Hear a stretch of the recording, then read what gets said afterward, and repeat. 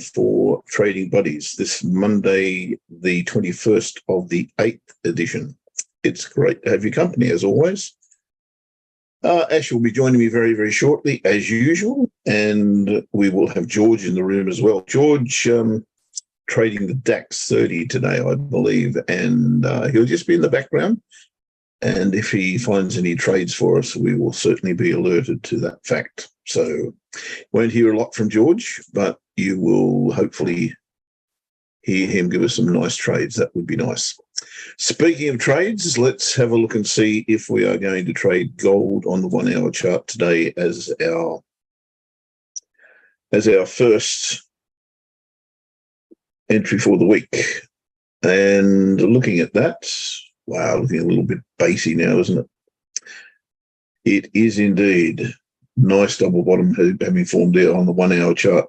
We'll go through gold shortly. I can see a setup there too as well. Very interesting. That candle pattern there is something that I do like to see. But trading into the weekly pivot. Anyway, that's not what we're here for. I just thought I hadn't seen that, so I thought I'd better add it to my memory banks. What are we looking for? Guys, those of you who are joining us for the first time, I'm not sure that's the case with anybody, but just in case it is, welcome to you. Thanks for joining us for Trading Buddies. As I say, Ash will be joining me shortly, and George will be in the room shouting at us if there's a trade on the DAX. What we're attempting to do here is trade the breakout of Asia session with a gold versus the US dollar trade on the 1 hour chart. I've got to say I'm not that keen to take this trade, but just to explain to you exactly how it works, we take the high of the range prior to London Open and post Asia Open. Asia opens on this candle here, so we include that, and then we take the low and the high of the range to the current bar. That is pretty clear today that the range consists of that high and that low. I like the fact that we're in the middle here. That's really good because we can withstand a false start normally. The one problem that I do have on the upside is that we're trading straight into the new weekly pivot and this former resistance level with a very poor, and I mean very poor, risk to reward ratio. Our risk is the entire range of the day to, Asia session, which is about $9.40, around about $9.50 with the spreads. And the reward to the weekly pivot is about $2.60, which is pretty poor in anybody's language. And if we let it go through the weekly pivot and stop at DR2, we've still got about 0.7 to 1 as a risk-reward ratio. So I don't like the upside at all. To the downside, we've got a far better chance of getting some money in the bank. But we don't know if it's going to break to the downside. So again, $9.50-ish. Our first target's about half that. And our second would be about 1 to 1. I think this is a poor risk-reward trade today. So for that reason, I won't be taking it. But let's have a look and see. For those of you who don't know how that actually works, when we do take the trade, we enter at the high of the range, rounded up to nearest half buck or something like that, and we put an alternate entry short to the downside underneath the bottom of the range. So entry here for the short, entry here for the long, and we put a stop loss where the entry for the long is if we're trading short, and we put a stop loss where the entry for the short is if we're trading long. If one triggers, of course, we cancel the other. But today, because I think there's poor reward to risk in both directions, I won't be taking either. So how did it go last week? This one doesn't look real good. The range low for Friday would have been there. The range high for Friday is on the 9 o'clock bar, which would have been, that's the 8 o'clock, that's the 9 o'clock. So the range high would have been there. It would have been taken in here and taken out there. Pretty poor one. No good. Taking that trade in the range was a very tiny range. On Thursday, there's the open of Asia session. There's the low, Asia to London. And there's the high. There's the high, Asia to London. So you would have got away with that one because you would have hit TP1 or even DR1, or maybe even a little bit better given that tight range. So that would have been a winner. On Wednesday, there is the low of the range. There is the high of the range. You would have been taken into the high and you would have got smashed. So that would have been a loser. 2 losers, 1 winner. On Tuesday, there's the low, which is pretty much where I've got my stop loss for the weekly trade that we're in. So there's the open of Asia. The low would therefore have been there. High would have been up here. That would have been a winner, providing you take your profit, of course. And Tuesday, is this Tuesday? Friday, Thursday, Wednesday, Tuesday, Monday. Do we win on Monday? Can't remember. There's the low of the range. Oh, we didn't take the trade. That's right. Because of the proximity to the daily pivot. There's the low. It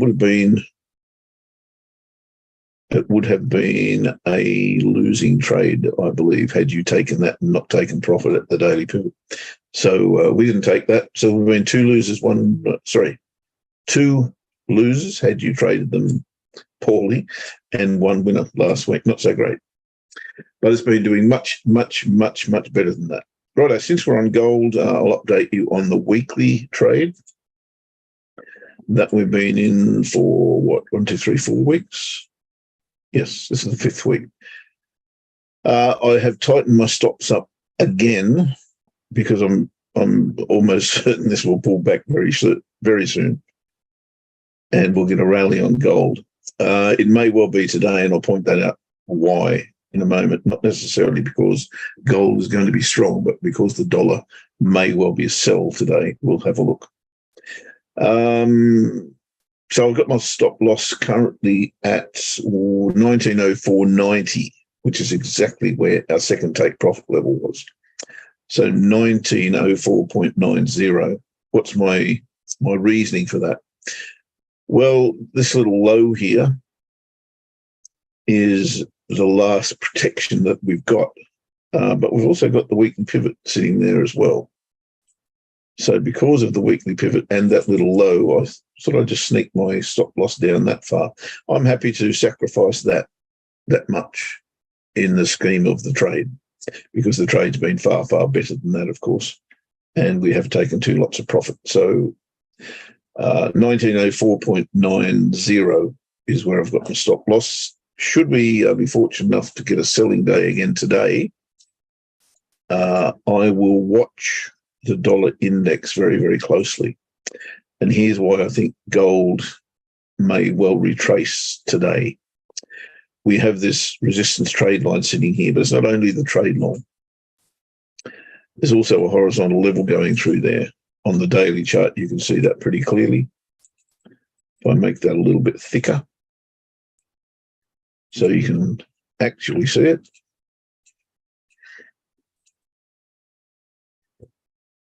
So you can see this level for gold has been problematic on the upside.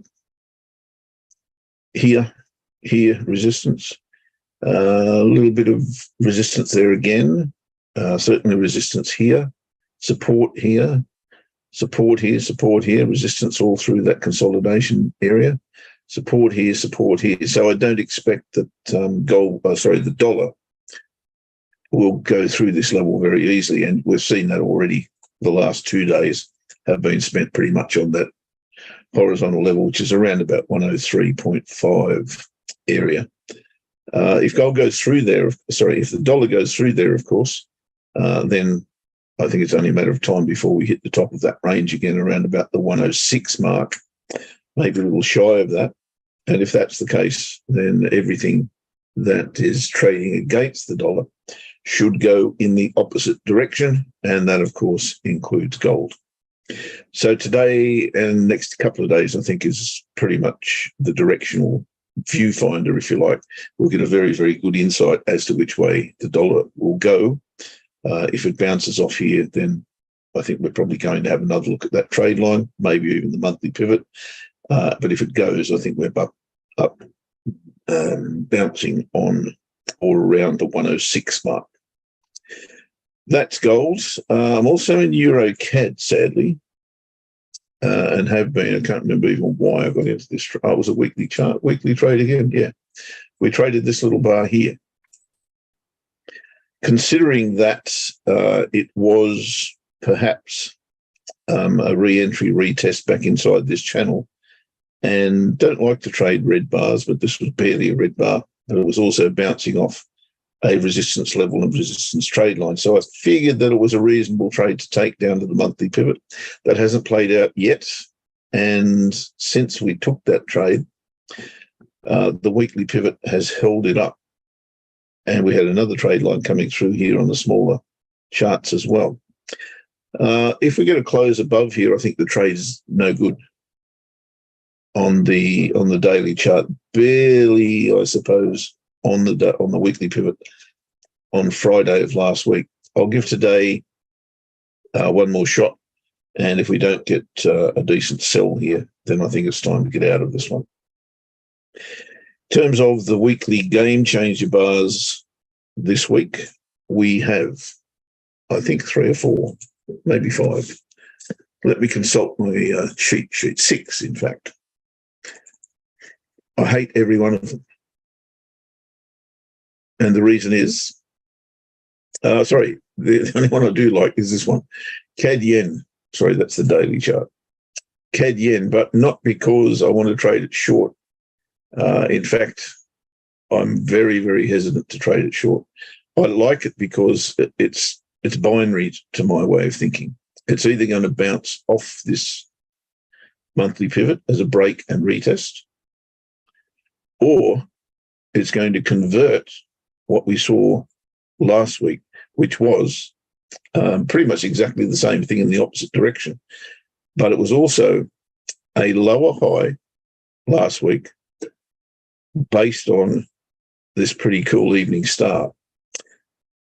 But last week, the answer from the bulls was quite emphatic, but not so much as to say, okay, we're back on trend, to my way of thinking anyway. In fact, it was a game changer bar the previous week, followed by an inside bar. It's a heck of an inside bar, I've got to tell you. But that, under circumstances where the big boss says go short, we would do that. I don't know the big boss is saying go short on CAD versus the yen, frankly. I don't think it's saying go long either, to be fair. But I do like this because I think it's binary. It's going one way or the other. Yes, we say that often, I know, but there's always 3 directions this can go, and one of them sideways. I don't think that's going to be the case this week. I think we're going to see either the break and retest and challenge these highs, or we're going to see this come down and maybe even start to form that M-topping pattern. Either way, I think it's probably worth looking at on the smaller time frame. Swiss yen, impossible to trade for me. It's a 1-bar reversal and something I just can't get my head around. Euro CAD, suggesting that we go long here. As you know, we're short on the week prior. This one's all over the shop now. We've had a low test bar, high test bar, low test bar. What on earth's going on here? It's not what I first imagined, which was, as I say, that potential reversal followed by a lower high. Maybe it is that still, but it's getting a little bit confusing, I've got to say. But it is a weekly game changer bar. If you can find a good reason for the big boss to say, hey, go long, then maybe it's worth following. I'm not convinced that the big boss is saying go long. In fact, I see this triple top up here or double top, lower high, lower low, lower high, lower low, lower high. Then that V-shaped recovery, now a double top sitting there. I'm not sure which way this is going, frankly, as I've already discussed. But it is suggesting that we go long this week. And who am I to argue at this point? But I'm not trading it. Sorry, I am trading it, still short. Euro versus the Swissy, suggesting that we buy here. Swissy had a bad day on Friday, by the looks of things, but it was only Friday. I don't know if that's a one-off or whether we are going to see the Swissy come off, as pretty much everyone's been waiting for, to be fair. Again, inconclusive here. I can't possibly work this out. Low test bar, high test bar, high test bar, low test bar, doji. This is really, really hard to pick, to be honest. It is, in my humble opinion, overdue for some buying, but that doesn't mean now is the time, and I just don't know how I can sort that out. Frankly, I'd have to wait probably for price to get up here. There's something a little bit more decisive than what we're seeing, then come back and give me a higher low, rather, which would convert this double bottom into something that I can trade. But at the moment, it is very, very difficult to call. The next and probably last but one is Euro Yen, and very, very similar to quite a few. It's a one-bar reversal, and I'm not even sure it is qualifying as a game changer bar. It's more a spinning top than anything. I'd much prefer to see it close closer to its low than it has, if I were to even consider trading that short. But at this point in time, it's not even possible. And the last one is pound versus the CAD. And pound CAD is, well, pound's been very, very strong, as we know. And if we go a little bit wider, you can see very, very clearly that this range that pound CAD has been in, we're pretty much in the guts of that. So we're pretty much at equilibrium, if you like, at this point. Don't know. This one's tough also. I've got that trade line coming through here, which is going to provide a bit of resistance. There's also some very, very toppy candles sitting there. So the reward to risk, if you were to take that, doesn't look fantastic to me either. Yet I find it very, very difficult to argue with the trend. And I suppose trend traders are probably happy to trade that. At this level, I would not be. And I think the pound's a little bit overcooked, to be honest. And I think it's potentially a turnaround week for the pound. And I'm suggesting that the best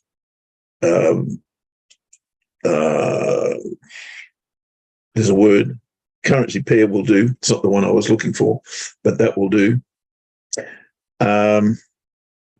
Is pound versus the dollar. I think if the pound is going to weaken, it will be against the dollar, but I take you back to this chart, dollar index. The dollar's got to get above that area before that's going to be the case. So you'd be trading either a breakout or you'd be trading reversal on pound versus the dollar. So when I look at pound versus the dollar, I see a couple of things. I see on the monthly chart a massive reversal bar where we just rejected this 130, 150 or 132 level, or whatever it is, with a vengeance. Then I go to the weekly chart. Actually, I'll go to my analysis chart because it's much clearer. On the weekly chart, I know this is like a long time between drinks over here, but we do have a breakout of that area, a little bit of consolidation. We've come back underneath it, and we retested it last week. Although this suggests again, it's a spinning top. It suggests a game changer bar. It has hit the backside of this trade line as well. So we've had the break, we've had the retest, and I think potentially we've got a short on our hands underneath last week's candle. So can't really trade it as a game changer bar because it's suggesting the opposite direction. But what I can see is if price doesn't get through this resistance area, then potential for it to go back to the support level is fairly high. So that's the one that I think is probably best watched with particular interest. There's another one that I think is quite keen on my watch list, and it is Kiwi versus the yen. I think Ash has been talking about this. We'll pick that up in a minute with Ash.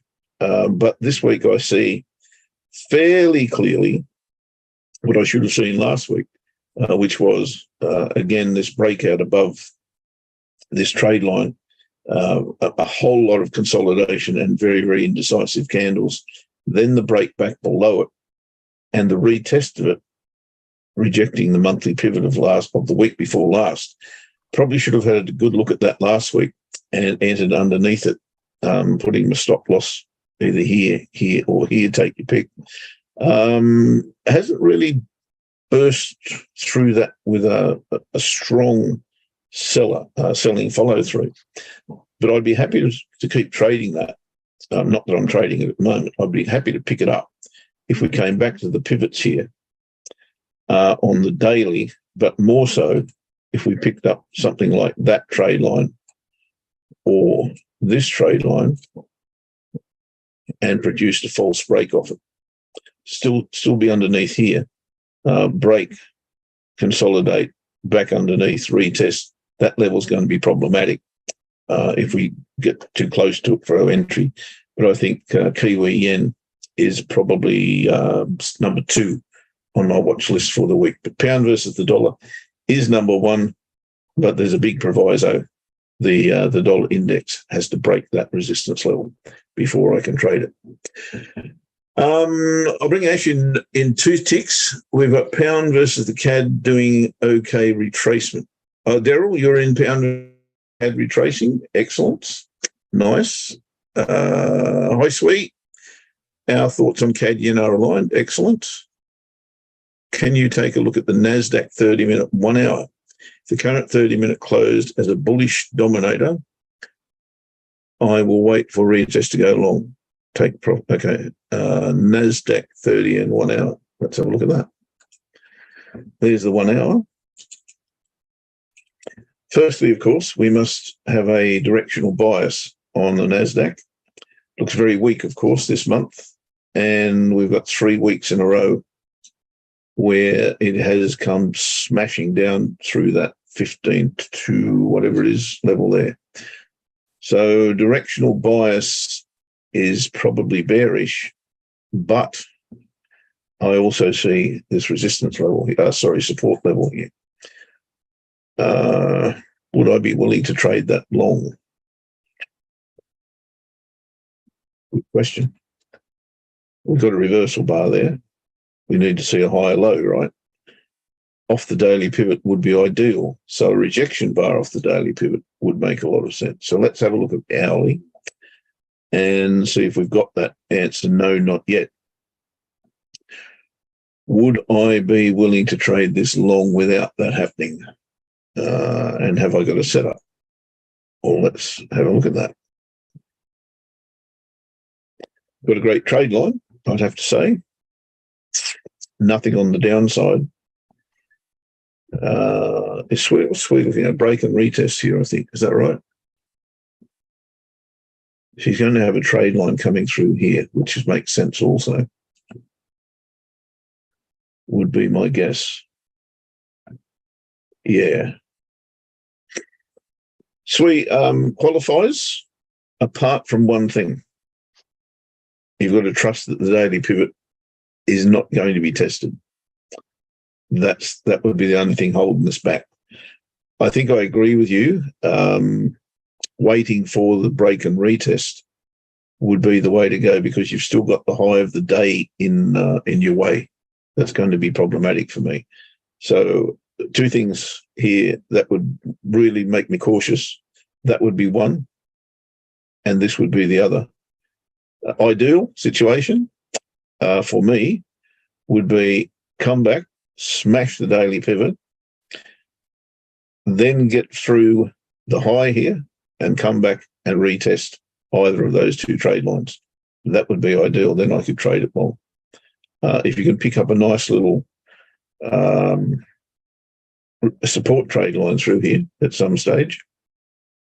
And I don't trade the NASDAQ on a 30-minute chart or even a 4-hour chart, but what I'm seeing is maybe a false break of support under here. So something that looks like this.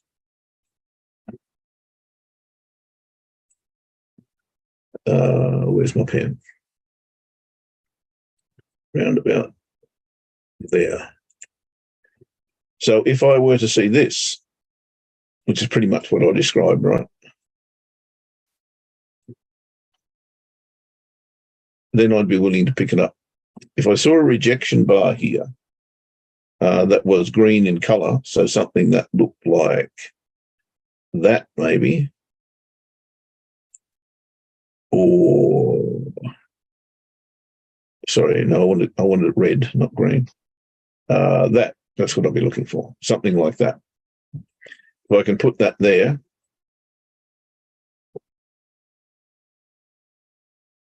then I'd be willing to take the candle based on the reversal and a higher low.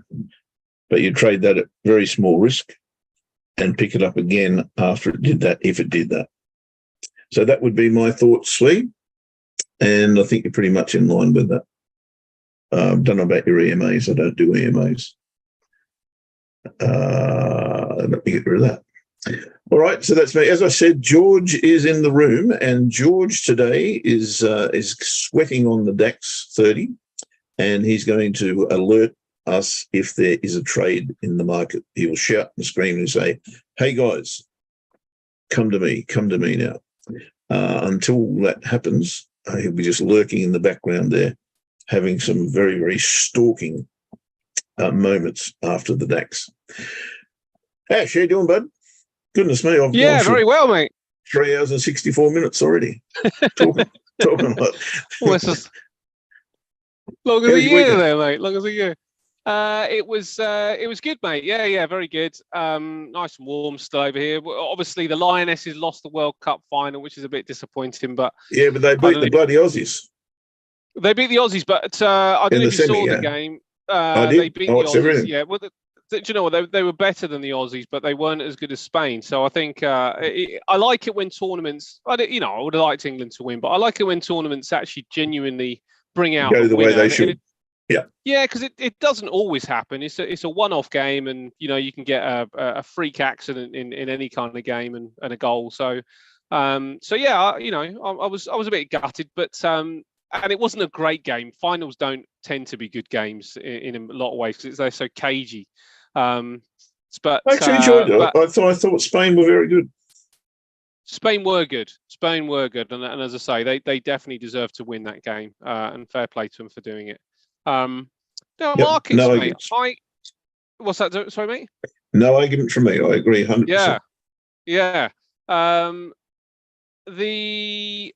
So markets. Now you're just talking about the Nasdaq. So I'm gonna start with the Nasdaq because I have got a trade on the Nasdaq. Cool. So let me just make sure this is the correct screen. You got this one here, right? Now, obviously, what I look at is different to what you look at. So, it does depend on whether your rules kind of allow you to get in. But I'm presuming everybody that knows what I look for can see what the reason I traded this.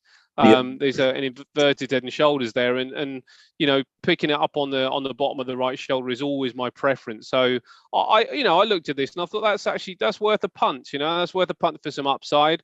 Jackson Hole's not till Friday. The PBOC did not raise did not lower the loan rate in the way that the market expected, which isn't particularly positive, and that would have, I think, given the Nasdaq a boost without too many problems. So the fundamentals don't match a bull run necessarily, but as you quite rightly pointed out, we've come down a long way, and we are on support. We can see it over here that there's this support level over there. Now, I've just gone under this bar. Now, my idea would be not really to kind of go for too much, but if it came down, the way I would look at it is that there's two trades here. There's one here and probably one near the bottom. So I'd be adding into this position right the way down if this did come down, because I think this is a decent sort of a decent part to reverse, a decent area to reverse from. We got this area over here. If we were to look at this in this area, I'm just going to bring it up. on a smaller time frame for a moment, and see if it exists on this. Now, what's interesting also is that the pivot was tested on the futures. Now it doesn't appear here. So if you were looking at this on the futures, you'd notice there was a gap also, and this has now closed the gap. So the fact that that kind of area is right on the gap, it does suggest that there is some support there. So whether this is the actual turnaround of the Nasdaq, I don't know, but I do think it's worth a punt. And the reason I think it's worth a punt is that I think ultimately this is probably going to go to the weekly pivot at its first kind of attempt. You know, I think that's the not necessarily the start of the move, but I think it could probably get to this point without too much kind of in its way initially. And as I say, one of those reasons is because of Jackson Hole. I think the kind of the fact that we got Jackson Hole a little bit, not until Friday. I think that there's probably just a few traders just thinking, well, if you look at this on longer term time frames, you look at this on the weekly. At this stage, you could probably suggest, I think, that's gone under. On the monthly, this is definitely a bull run to the upside, and it's possible. But by the end of the month, if it ends up closing here, it would suggest that there's maybe further upside in the longer term before we do come down. If it closes below there, and we might be getting a false break on the weekly, these areas down here are the real area for a long on the Nasdaq, I think, for many people, and that's a 10% drop, which is quite significant. And I think that there is a global environment which could suggest that could happen. So I think on the shorter term that there's a chance for this one at least to pop up. And if you look at it here on that area there, and then you go back to the chart for where the weekly pivot is, it coincides. It's on that area. So I think that's a fair target to start off with the Nasdaq, and at that point you can kind of look for profit taking. You can look for halving your trade, doing whatever you would do. So I've taken the trade on, mate, and I'm going to see if it gets to that particular point. The other one that I've also taken on, the CAD. Now the CAD's interesting because the CAD and the CAD pound you were talking about, the CAD actually against the pound shows some really good seasonal bias in this time of year. The big question for the CAD is WTI and crude. With China, they're talking about a 4% growth rate in China, and 4% on a if you were to kind of state that on a flat level would sound actually pretty good. But if you say that it's come from a 7% growth rate down to 4%, not so good. So when they're talking about the fact that you won't need these commodities in an environment which is shrinking quite as much. And then the big question is, what do OPEC do? Do OPEC manage to kind of manipulate enough to take out some of the supply to reach the demand, or at least kind of get under the demand, reach the demand at least, but maybe even get under that demand, maybe, and that would boost the price of WTI. So it's not going to be a kind of zero-sum game, global weakness, and then WTI coming down. It really does depend on policy. That is going to shape what happens probably with the Canadian dollar. And the Canadian dollar against the pound is good. But of course, we like the Canadian dollar versus this Swissy, which I did manage to get into. I got into it on Friday, mate, and I'm going to see if I can hold on to it. It's coming back to price right now. The stops are pretty tight right now. But what I like about the area here is that it's right on top of these lows. There we go. This is the reason I kind of took the trade. That's the lower point. This is an opening bar there, so not a lot to kind of see on that. But as soon as this started to come up and then come back really on the hourly, when we got this higher low here, I was quite interested to see if that could actually start to boost. So my stops were initially under here, but I've just shifted them up a little bit, and it needs to hold this area. And if you look along this trend line here, then it could travel all the way down here and still be valid, until it crosses this area. Really, this is now on the hourly. This is now in an uptrend. This whole zone really is in an uptrend.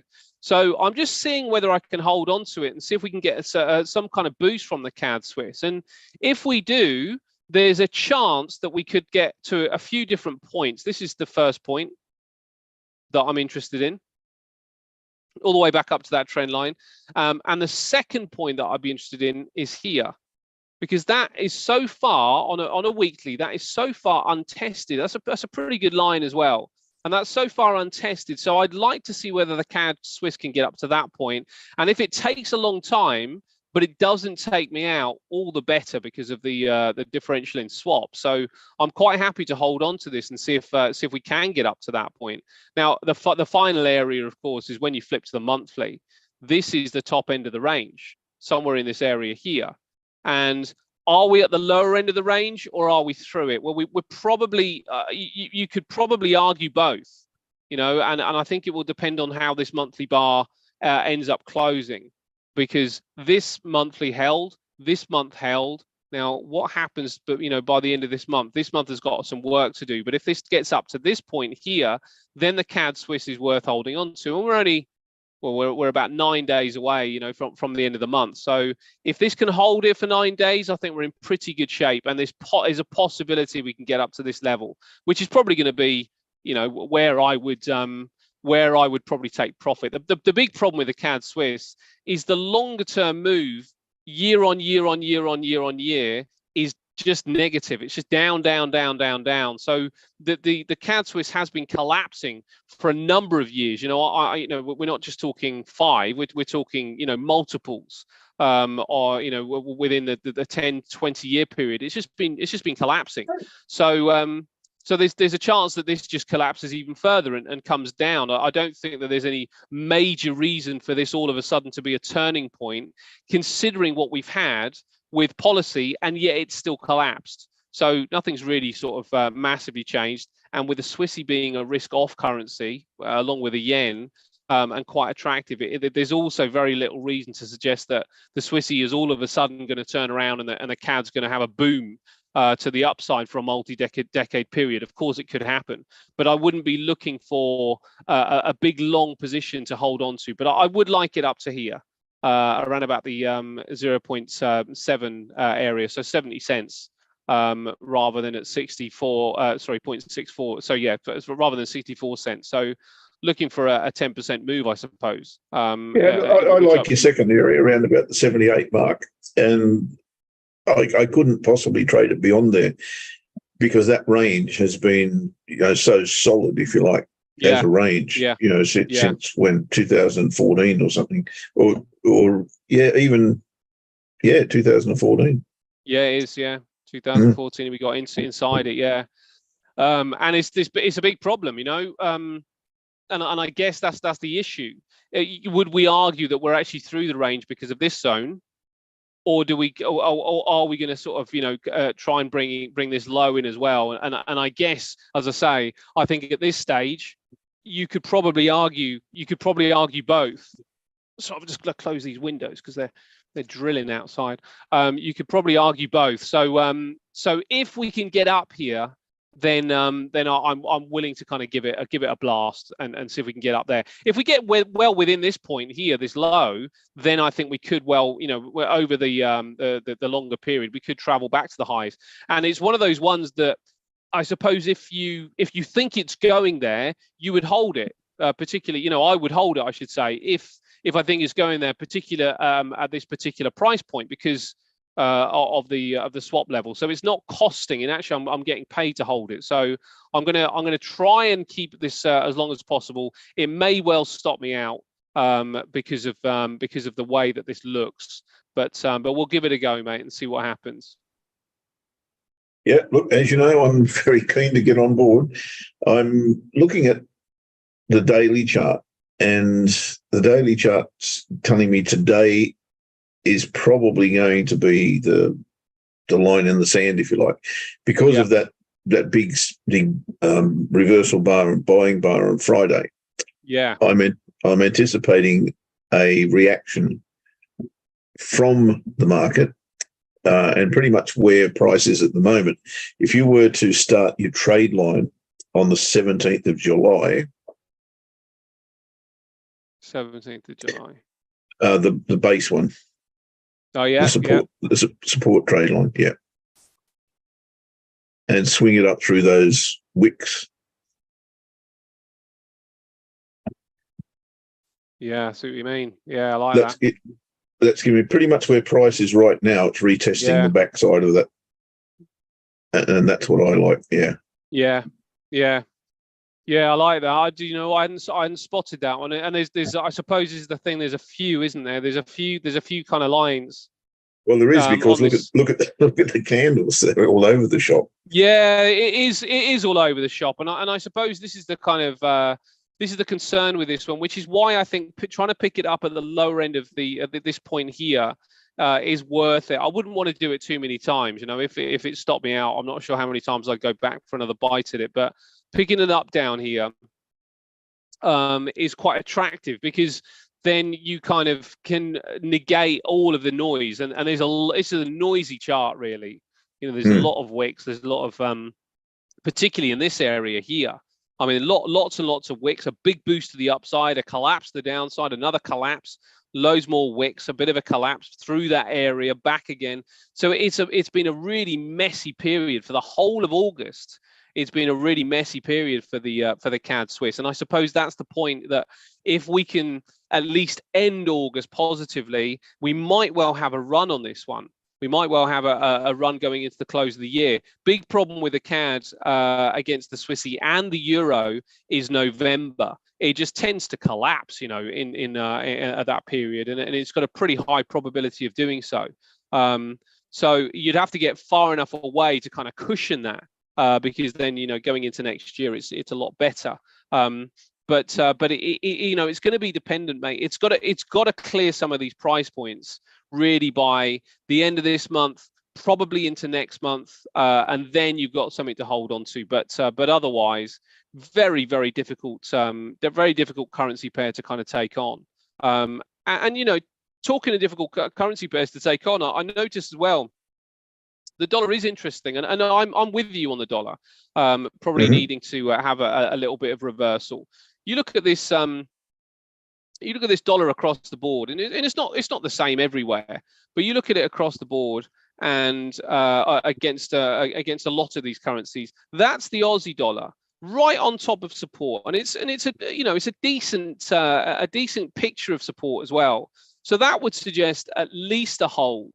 That would also suggest that the dollar's probably looking at something similar with the Kiwi, and I think it probably is, you know, to a degree, but it's another one of those. This area here is probably the area actually just along there, maybe a bit lower.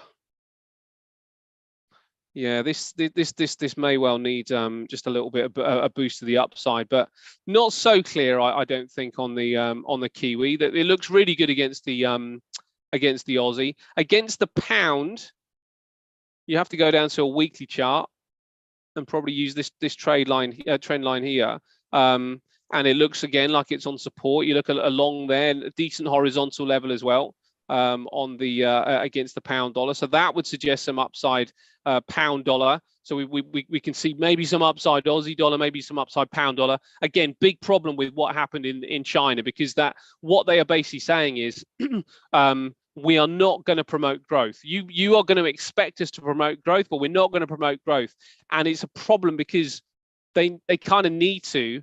And then the question then starts to come in, why aren't they doing it? You know, are they not doing it because they can't afford to? And that's the biggest problem. Is it because they can't afford to do it? And if they can't afford to do it because they're so concerned about, you know, a broader collapse of the market or of the Chinese economy, if they were to do this thing that they need to do, then that suggests deeper troubles in China. And it really kind of, you know, brings in the question because the banks, I think they're in a situation where they really can't afford to do it, because they're going to start losing money hand over fist if they do. And it brings into the question, how many of these companies have got into a position where they've just been irresponsible, where they haven't taken into account, and this is their job, to take into account all eventualities, the worst possible scenario, because these are banks that are meant to be protecting people's money. So that if you can't trust the banks, really, you can't really trust any industry to do the right thing financially. So so have the banks not really? It's impossible to foresee this stuff, but have they not protected against the unforeseen? Yeah, that, as you say, it's their job to be hedged against those things. Yeah, yeah. Against adversity, it's not their job to be day traders. Exactly. Without fear of consequence. That's not their job at all. Yeah, exactly. So so given that, we get into a situation, if China is a bit more broken than it would appear, then we are potentially in a very, very dangerous spot, and that means that we could be in a dangerous spot for the Aussie dollar, or the Aussie right across the board. And I guess this is the thing, you again, kind of coming back to the Aussie dollar, on the monthlies, it's on support, but this really is fundamentally in some trouble with the situation in China. Dollar CAD, the dollar CAD looks like it's got some room, and the CAD's always a bit of a tricky one against the dollar because of the close proximity geographically and economically as well. So let me just bring in the dollar CAD. This is where the dollar CAD currently sits. Not quite there, mate, but I think you can make the case that there's a level here as well, right across here. That's the gold chart you're looking at there. Oh, you like the gold chart as well. Well, let's have a look at gold, because actually it's the same chart. It's so like the gold chart. It's not funny. Yeah, well, it's the same thing really, and I'd agree with you on what's going on with gold. I think the problem with gold, I mean, you've definitely got an area kind of coming through. Well, it was probably. These tails are problematic. In fact, it was there. You can see it was there because you got a close there and a close there. Again, on top of that particular point, it's when you come down to these lower time frames that that you get even more kind of clarity on what might well be going on here. So I think gold has got a decent chance to go long as well. So the question really is, what's going to drive the dollar lower? And the one thing that I would come to with driving the dollar lower, for a period, is the fact that it's gone so fast over the course of the last 3 weeks, as you pointed out with the Nasdaq 3 weeks down. Same with gold, if you discount this particular week, but same with gold, and same with the Aussie and all sorts of things. The one thing I would come back to with the dollar is Jackson Hole. Because it's the one thing that we've got that is significant on Friday. There's a few data points that are also coming out, but Jackson Hole is really, there's enough to suggest that people would maybe take some profit, in their dollar positions until we hear from Jerome Powell. He's unlikely to say anything hugely surprising, but he may, and I think that's enough to maybe.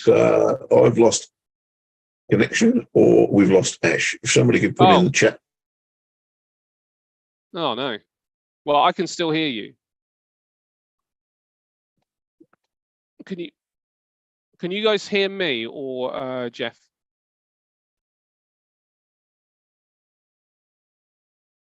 If somebody could send me a message. Otherwise... Okay. Oh, you can hear. Okay. Yep. All right. It's Elon Musk. You can't trust him, you see. Since I signed up to this Starlink thing, this happens. The satellites go zoom too fast across the sky, and it wipes out my connection for only like 10, 15 seconds, like we've just witnessed. But yeah, it's not good. Oh, well, this is interesting. I've just Catherine's just messaged me, mate. And actually, really, this is for everybody in the room. So my friend who is in manufacturing in China has told Catherine that the expectation is that stimulus will come towards the end of the year, as there's some desire to let markets fall to de-risk, which is really interesting. Which is, okay. I mean, because this is I guess the point I'm making. Have they backed themselves into a corner where they do need to de-risk? So they'll do something which which in a way they've got to do because they can't afford, as I said before, they can't afford to stimulate here. They need it to come down even further. So I'm in tune with the view. The HSI has been weak with the big banks, including HSBC, giving back recent strength. Nothing domestically or internationally to boost sentiment at the moment. Yeah, that's the point really, is that there isn't anything. And I suppose these companies, they have to manipulate. They have to try and manipulate what's going on just to try and figure stuff out. But I'll tell you what, if the way they are de-risking is by attempting to collapse the market, then that does suggest that they've misstepped somewhere. They've misstepped because this is surely, when you think about this stuff, this is surely the action of last resort. You know, you surely don't want to be sort of having to collapse the market just to kind of de-risk, because it's going to hurt a lot of people and a lot of their clients, and it's going to damage credibility. So it does suggest that somewhere along the line they have misstepped. They've taken too much risk on, not really. There's one thing about understanding the picture, but I would argue that is a relatively impossible task. But the thing that they should always be doing, the banks, is making sure that they assume the worst. They're covered for the worst, because it's not their job to make so much money in a boom market just so they can disappear when things go wrong. So I think that's what that would suggest to me, that there's a bit of a problem with the risk that has been taken on in China, and they're now probably panicking a bit. Maybe that sends warning signs around the globe as well. What's happened to the banking situation in the States, for instance, where we had that Silicon Valley Bank go bust, and then a couple of small ones followed suit? Is that resolved, or are we still in a situation circa 2007-8 where we had something attuned to what you just described to me? Oh, mate, do you know what? Forget the States. They're all dandy in comparison to everyone else. It's like, I don't know. I don't quite know how they've done it, but they've, the risk over in the States is nowhere near as bad. What's quite interesting is that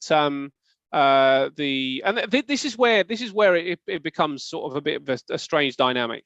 The S&P, the risk, the yield on the S&P is now lower than the 10-year bond yield. So that would suggest that we do, start to see, we would see a further downside in the S&P and other things. But the other thing that I think is quite interesting is that inflation is also lower than the bond yield, and that would also suggest that they're kind of on the right path. They're kind of crunching things down a little bit, and inflation should start to weaken. I don't know how they've done it, and the reason I don't know how they've done it is because you would think that the US is a lot more driving the globe and also absorbing what's going on back in the globe, but the rest of the globe seems to be struggling, and yet the US seems to be kind of like standing alone and seems to be in relatively rude health. So the Silicon Valley situation doesn't seem to have had any kind of contagion at all. Now they did take some action during that particular period, but maybe this is one of those ones they can claim a victory on.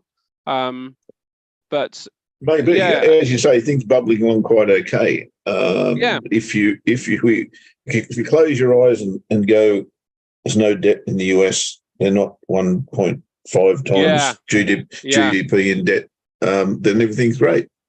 Yeah. Well, that is another issue, and I suppose when we kind of consider that, I wonder whether the action that is taken from here on in is not the action that we've been used to over the last 40, 50 years, which is boom, lower interest rates, you get this boom. Everything overheats, so start to raise interest rates as inflation gets a little bit out of control until it comes down, then lower interest rates again. I wonder whether we might well see a slightly different strategy, because they are, the debt is a problem. The debt is a huge problem in the United States. But you could inflate that debt away, if the environment is okay. But you're not going to do that if you continue to borrow at the same the same pace that it's doing right now. What they really need, and what was interesting over in this country, is that with wages going where they're going, wages going higher, people then fall into the higher tax bracket, which means when they pay more tax, then the government can actually start reducing their debt, even with the kind of higher rate that they're paying back to the Bank of England. So there might be sort of almost, as I say, sort of like a situation where debt is managed to be inflated away. Now, don't get me wrong, I haven't got any clue. I haven't done any maths on it whatsoever. But I know that things aren't quite as clear cut as we first read. When we kind of see these numbers kind of coming out, we think, oh my goodness me, debt. Look at the debt. Look at the interest they're paying. I heard a commentator, can't remember his name even, talking about the exact subject you just mentioned and suggesting that forget the debt. The debt's not an issue that we think it is, because of the very same reason you just said. Taxes will look after that. Yeah. If that's the case, shouldn't they be spending? Don't they spend their taxes on things like roads and health? And no, they don't spend on health. Apparently, everyone doesn't. Everyone pays a fortune for health. But infrastructure. I mean, does infrastructure go away while they reduce the debt? I don't know. The argument is a little bit tenuous to me. But I get what the theory is. The theory being that taxes will keep pace with the debt. In particular, if wages do rise and continue to rise. And I suppose on balance, if you look at wage growth for the last, 20 years, 15 years, certainly 10, it hasn't been there. So, like everything, it's due to take off. And perhaps that is what's happening. So, I get the argument. The amount of people that have been taken into the higher tax bracket in this country is huge, and I think that the government aren't currently moving things in favour of the higher earners. They're keeping things exactly where they are. So it's almost yesterday's policy with today's numbers, and that favours the government. And they're also sort of talking about kind of some inheritance tax rates and all this kind of thing. So they've got ways that they can balance the books. The big problem, of course, is if they crush things too much, and if they break the economy, then they won't get any taxes at all, because everybody, in the end, kind of loses their job, and they don't have these higher wages. But at this stage, the cause of a recession in the US, even though they're kind of getting batted back and forth, the assumption that it was going to happen already has kind of passed. I know we're sort of like getting arguments that we're already in recession, and if that's true, that might well be true. If that's true, then it still appears to be pretty light. Jobs numbers on Friday from the US still buoyant. Retail numbers from the US still buoyant. There's some things that look a little bit weak, so that would be indicative of a recession. However, not everything is kind of in that particular bubble. So there's a decent chance that they don't break it, and they may well have done enough. And I suppose that's the thing. They may well have done enough just to kind of avert the global collapse. And yet they can still keep interest rates potentially where they are. They might still be able to remain, leave things on hold, allow inflation to come down on its own. Which, as I say, if the yield is above the inflation rate, then things will probably rebalance. And then we don't get a boom time, but we get maybe a better economic situation, because there's not so much policy kind of like getting in the way of leveling things out a little bit. But during all this stuff, there are global dynamics going on. The BRICS are meeting pretty soon, and the BRICS are potentially Wednesday, I think. Or maybe even tomorrow. They're looking to possibly invite some other countries into the BRICS too. So that acronym won't work pretty soon, but most of them. If Kazakhstan joins, it'll be okay. Yeah, yeah, they're going to need a couple of Ks, maybe a couple of S's, or in fact, any of the same letters, and maybe that will be the stipulation. Unless your country starts with a B, R, I, C, or K or S, then we're not going to be able to kind of continue with the spelling and the BRICS acronym. So you can't join. But they're talking about mainly Africa. Actually, George, I don't know if you're aware of this. I see just come on, mate. I don't know if you're aware of sort of like some of the nations that have applied. But because obviously South Africa's already part of the BRICS community, isn't it?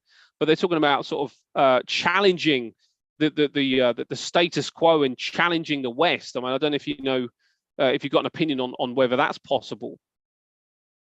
Well, I mean, the BRICS has been going on for a while, and it's only, I guess, in the past 3 years or so that they really started to try and flex their financial might, I think, with all the Russian situation. And we've always kind of thought, well, if they could just get their act together, they might do something. Whenever, when I say we, me and a whole bunch of guys that we speak to, a very small sample, but we never thought they could actually shake the West until we started hearing, Saudi Arabia may think about it, and all the different countries now starting to think about it, and you realize that there's quite a lot, beyond in the ideology, right? We lost George or that me. will be driving this whole thing. So that's Jeff? what I think could make a difference, and the fact that they have a fair chunk of natural resources that they could use, to show up their currency. Whether it would make a big difference, we don't know yet. But I think what everyone is looking for is, if it's viable, let it be out there so that guys can start to have it as an option, even just within BRICS itself. And that's part of the problem. I mean, the African Union is thought of and tried for a while to have one kind of currency, and that hasn't been successful. So if they can get their own act together, I think that they could pose a bit of a threat. But in terms of, I mean, they're not small economies that we're talking about. At the end of the day, they're rather large. That's the thing. There's just so much underlying, just call it ideology, that could be a problem. So they are together, but if they can just crack it and have a currency out there, even while they're still formulating, is it gold-based or whatever it may be, it would make a big difference. But for the ordinary guy in the streets, who cares? At the moment, yeah. I don't know. I'm trying to. Ash has been talking about the banks and how they should be thinking about the worst possible outcome.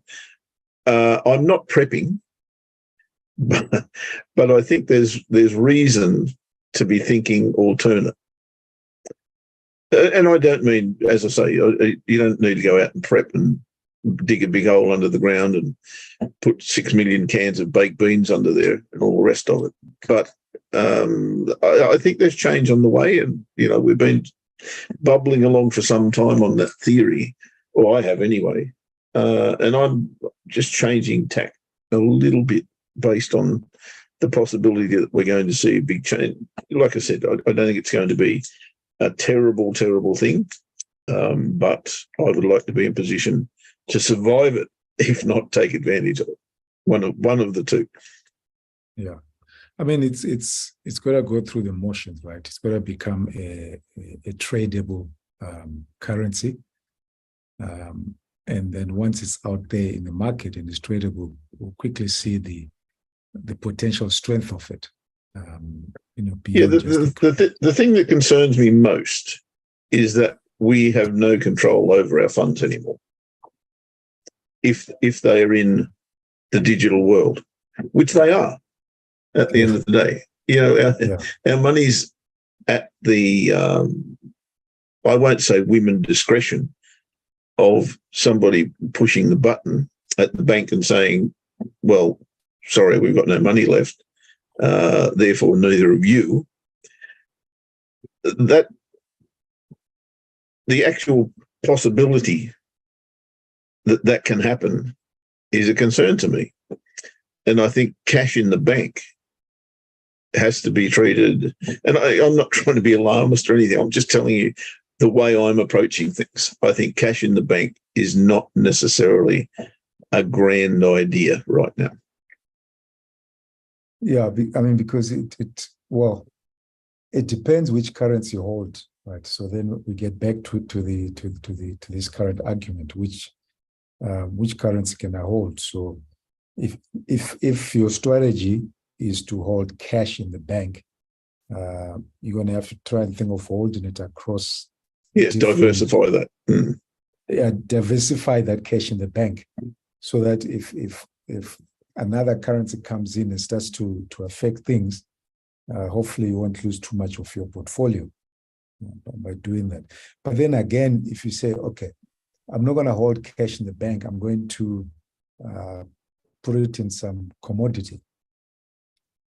Big one. Yeah. I mean, when I remember, I think it's where are we now? Probably a couple of months ago, when the BRICS first made the announcement, or the formal announcement, that the currency might be gold backed, there was a bit of a spike on that day, or those couple of days, on gold, and everyone was saying, well, it's because the BRICS have made the announcement that that's going to be the currency is going to be gold back, so that's why everyone's buying gold. But look at gold now, so yep.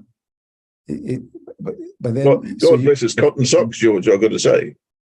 Sorry? I said, bless its cotton socks. No, yeah. further goes down, the better I like it. Yeah.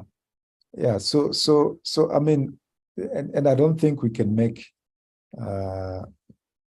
individual decisions by putting everything in one basket. 100% agree.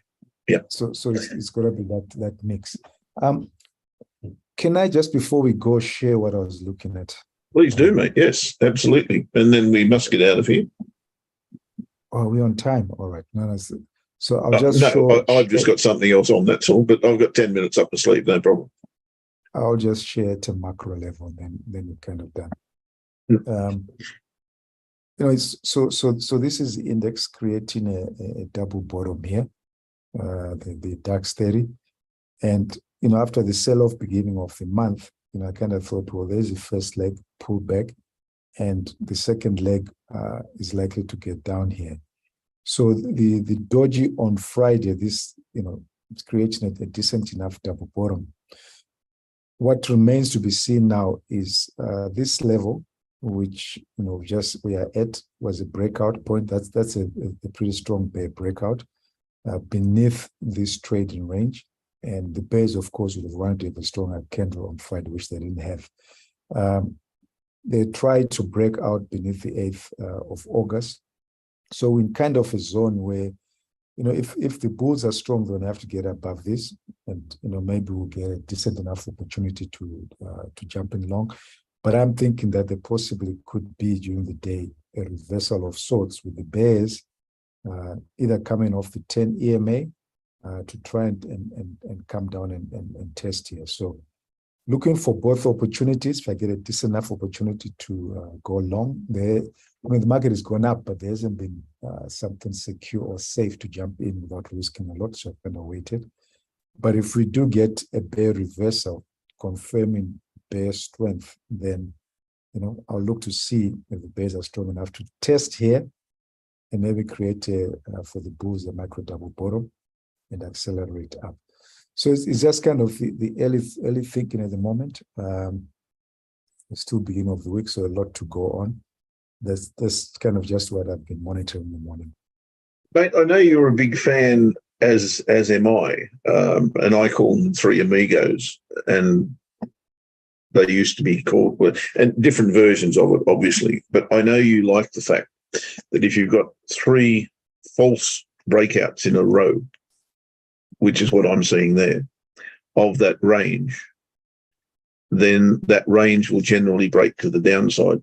That's the way I look at it anyway.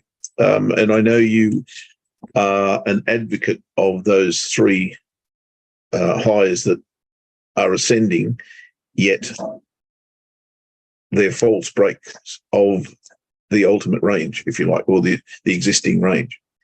Yeah. Is that on your radar as well? That's on my radar. Yeah, that's why I'm just a bit hesitant to jump into any longs.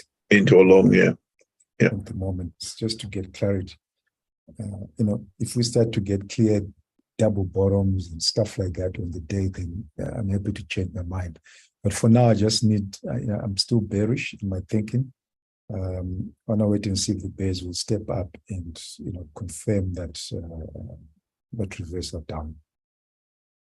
Cool. Thanks, mate. That's you for the foreseeable future. Ash, you for the foreseeable future now that you've decided to trust Elon Musk and get on the Starlink back in the room. That was terrible. I don't know what happened there. Sorry, George. I missed your whole bit on the bricks. I was interested in that.